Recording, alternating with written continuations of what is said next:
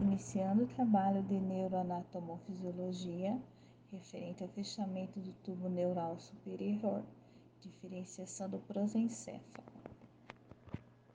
O prosencéfalo já está um pouco evoluído, como podemos perceber na imagem.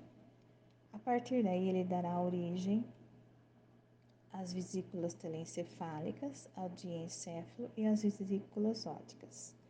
As vesículas ópticas crescem para formar os nervos ópticos e as duas retinas do adulto. Na figura ao lado, já percebe a diferenciação que o telencéfalo vai posicionando para gerar o hemisfério do cérebro.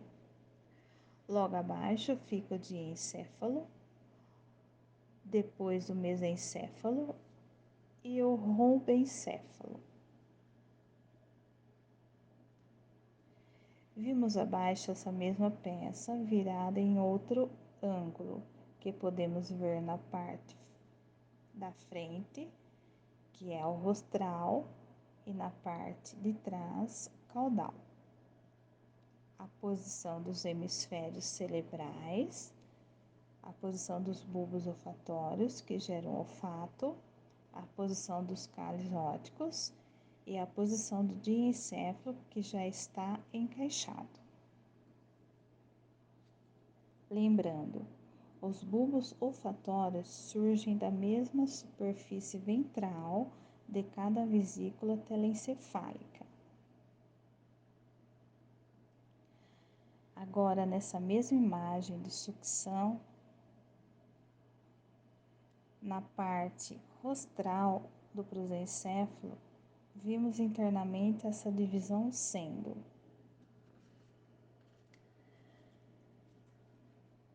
duas principais divisões são o diencéfalo e o telencéfalo. Os ventrículos sendo os ventrículos laterais e terceiro ventrículo. Substâncias cinzentas sendo o córtex cerebral, o tálamo, o hipotálamo e o telencéfalo basal. E as estruturas da substância branca, corpo caloso, cápsula interna e a substância branca cortical.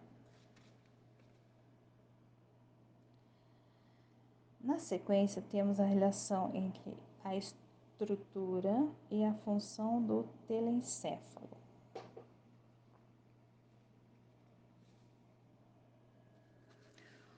O prosencéfalo é o local de percepções da consciência, da cognição e da ação voluntária.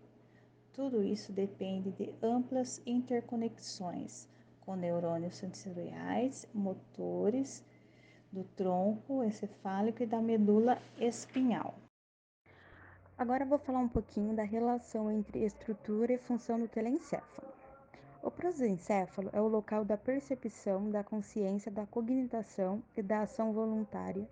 Tudo isso depende de amplas interconexões com neurônios sensoriais e motores do tronco encefálico e da medula espinhal. Córtex cerebral é a estrutura mais importante do prosencéfalo, que mais expandiu no curso da evolução humana. Os neurônios corticais recebem informações sensorial da percepção do mundo exterior e comandando os movimentos voluntários. O córtex cerebral recebe informações sensoriais, olfato, visão, audição e tato. Para analisar todas as informações, passa anteriormente pelo tálamo, que é referido como portal para o córtex cerebral. Relação, estrutura e função do telencéfalo. Bom, gente, então eu vou explicar um pouquinho do tálamo, corpo caloso e o hipotálamo. Então, o tálamo, eles são neurônios que enviam axônios ao córtex através da cápsula interna, tá? Que levam informação ao córtex do lado contralateral do corpo, que são as sinapses, tá bom? O corpo caloso, que são axônios do corpo caloso que realizam a comunicação entre os hemisférios direita e esquerda. Então, esses axônios aí fazem essa comunicação de ambos os lados, tá bom? Dos dois hemisférios aí, da direita e da esquerda. O hipotálamo, ele é responsável, tá? Ele controla o sistema nervoso visceral, regulando as funções corporais em resposta às necessidades do organismo. Eu vou dar um exemplo e depois eu vou explicar mais certinho para vocês. Quando um animal, né, um ser animal, ele se vê que ele precisa, ele precisa estar em fuga ou ele vai ter que lutar, tá? O hipotálamo, ele aciona a resposta visceral, tá bom? Que faz ter uma frequência cardíaca aumentada, aumenta também o fluxo sanguíneo para mandar para os músculos para que aconteça essa fuga, né? E também, por exemplo, os arrepios dos pelos, tá? Desse ser.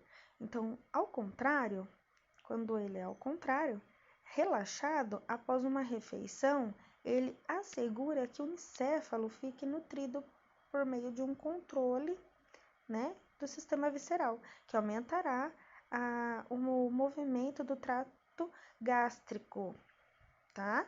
E redirecionará o sangue para o seu sistema digestório, tá bom?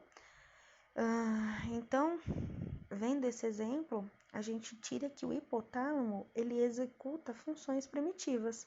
Então, ele relaciona-se funcionalmente com certas estruturas telencefálicas, como a amígdala, tá bom?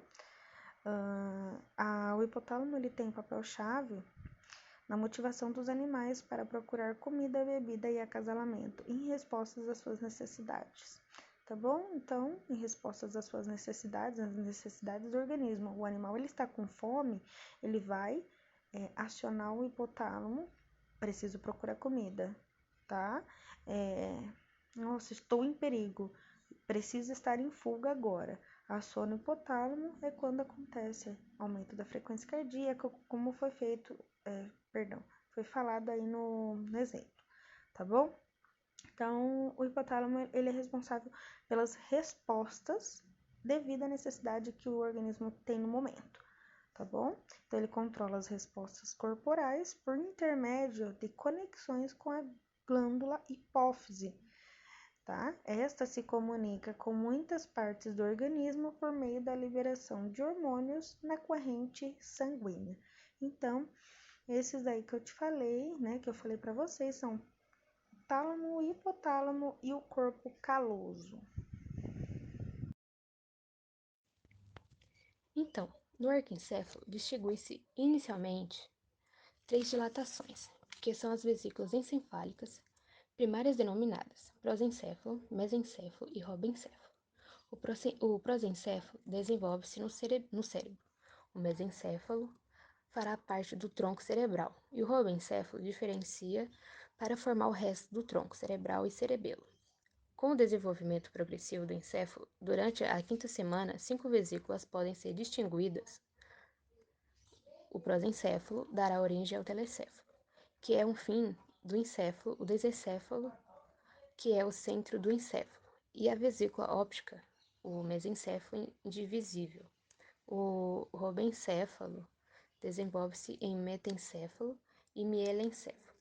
Os eventos subsequentes são denominadas pelo desenvolvimento do telencéfalo. Há 2 dilatações que serão os hemisférios cerebrais. As paredes do diencéfalo formarão o tálamo e o hipotálamo. O contínuo crescimento do telencéfalo vai cobrir o diencéfalo, até se fundir. A cavidade do diencéfalo é o terceiro ventrículo. A mielencéfalo é o bulbo e a vesícula óptica. Torna-se retina e nervo óptico.